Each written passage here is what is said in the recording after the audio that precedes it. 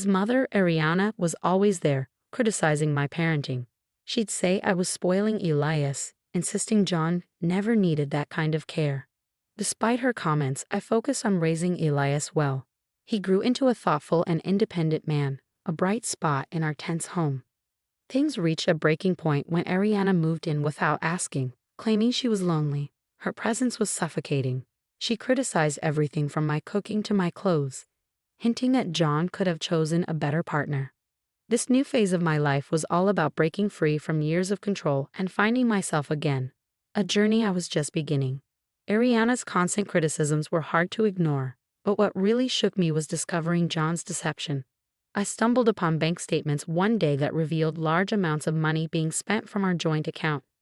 It turned out this money was being wasted on Ariana's gambling addiction and John's secret indulgences. Whenever I tried to confront them about it, it led to heated arguments, with John always taking his mother's side. "She's my mom, Stella. She needs this," he'd insist, dismissing my concerns. The final straw came when I overheard them plotting to take full control of our finances, pushing me aside and leaving me powerless in my own home. That's when I realized I couldn't keep living under their control. The day I decided to leave, I promised myself I'd make them understand the pain they caused. My plan was simple but powerful, to challenge their egos and their control. I started by legally separating our finances, which shocked John. "What are you doing?" he demanded on the phone. "I'm protecting myself, something I should have done a long time ago," I replied calmly but firmly. Ariana's reaction was even more dramatic. "You ungrateful brat. After everything we've done for you," she screamed when she found out. But I didn't let it faze me. The time of me being submissive was over. Now I was setting my own rules, beginning their reckoning. After I took control of my finances, things got chaotic. John and Ariana showed their true colors through their anger. Their attempts to intimidate me with angry phone calls didn't work. "You think you're smart, Stella," John sneered over the phone. "You're nothing without me. You'll come crawling back." "Not a chance, John. I won't let you manipulate me anymore," I shot back, standing my ground. Ariana's threats were even harsher. "You'll regret this, Stella. You've ruined our family." "There was no family to ruin, Ariana. It was all fake," I countered. Despite their threats, I felt free. The fear that used to control me was gone, replaced by a determination for justice. It was time for them to face the consequences. I started by reaching out to old friends and telling them about the lies and manipulation John and Ariana had put me through. My honest revelation spread quickly, tarnishing their once spotless reputations. John, who always cared about his social standing, was embarrassed. "How could you do this to me?" he asked me, shocked. "You did it to yourself," I replied calmly. "I'm just telling the truth." Ariana faced the community's disapproval too. "You've made us outcasts," she accused, seeing it as a fight. But I wasn't afraid of her anymore. "No, Ariana, this isn't a fight. It's about being responsible for your actions," I told her. Seeing their social circles fall apart showed how powerful the truth can be. John's supporters distanced themselves, wary of his damaged reputation, while Ariana lost influence as her gambling problem and manipulative tactics were exposed. But I didn't stop at just exposing them socially. I knew their weak spot was their finances. With the help of a good lawyer, I fought for my fair share of our joint assets. Ariana's debts from gambling and John's mishandling of money were brought to light. The legal battles were tough, but I stayed strong. Their lies were no match for the truth, and I won a significant victory in court. When the judge ruled in my favor, I could see the defeat in John and Ariana's faces. This win meant more than just money. It showed that I was morally right. "You've destroyed everything, Stella," John said, sounding defeated.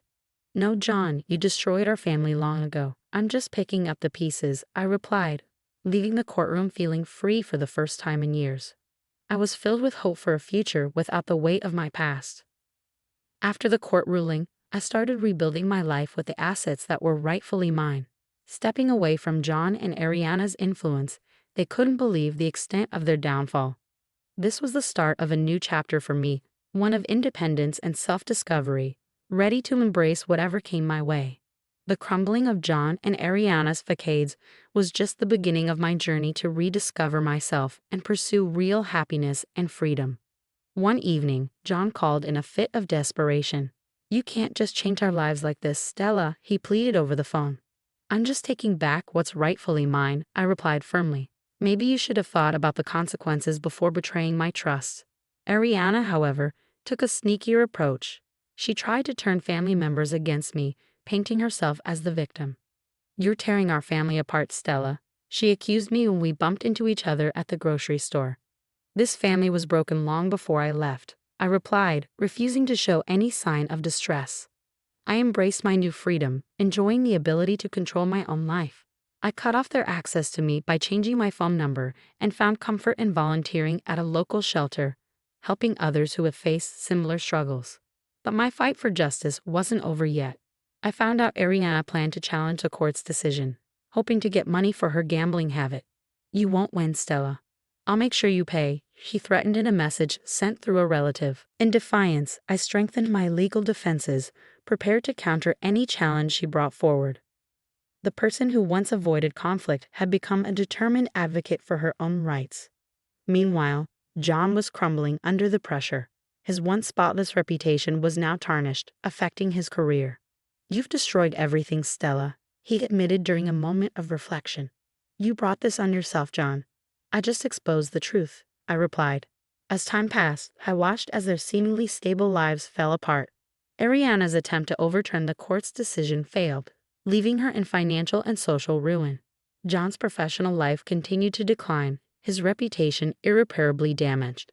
However, I didn't feel any joy in watching their downfall. Though it was an important part of reclaiming myself, it didn't bring me satisfaction.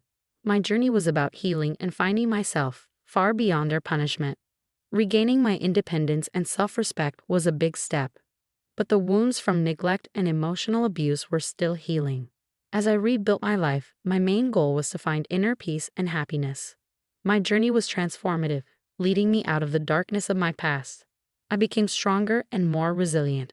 My story wasn't about revenge, but about freedom, a celebration of the human spirit's ability to overcome challenges.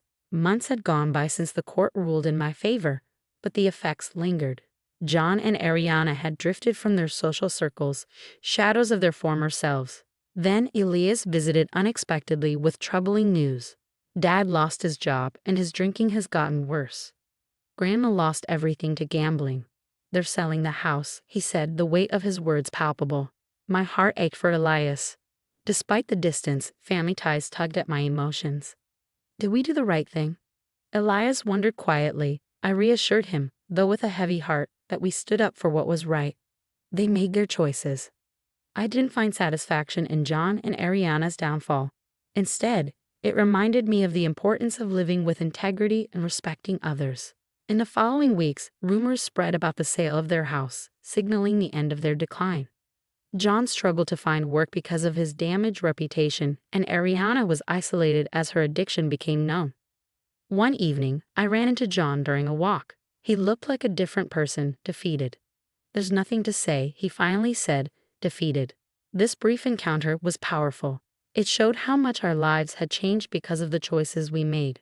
It was here that I found true happiness, peace, and a sense of self that couldn't be shaken.